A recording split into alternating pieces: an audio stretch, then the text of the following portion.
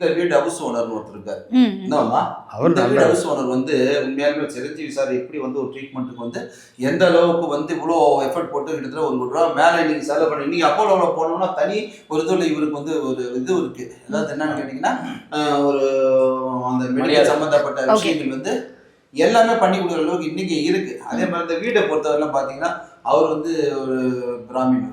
ம்.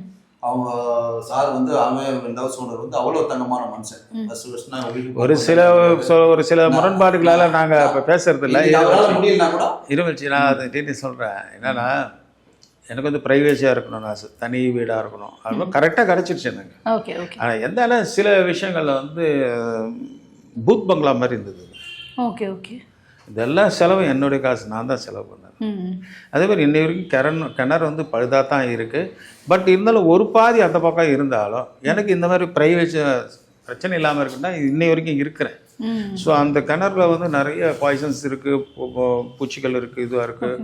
எனக்கு இதனால் நான் கிட்டத்தட்ட ஒரு 40-50 லட்ச ரூபா செலவாயிடுச்சு ஹாஸ்பிட்டலுக்கு. அதுக்கப்புறம் தான் கண்டுபிடிச்சி என்னடா பிரச்சனைன்னு பார்த்தா அந்த டேங்க் ஒரு 5 வருஷம் முன்னாடியிலேருந்து அப்படியே இருக்குது. இங்கே வேறு ஏதோ இந்த குழந்தைங்கள்லாம் டீச் பண்ணுறதுக்கு வர இது ஸ்கூல் மாதிரி இருந்திருக்கு.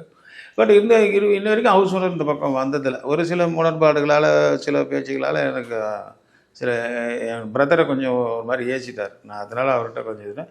பட் எனிவே இந்த மனுஷன் நல்ல மனுஷன் தான்.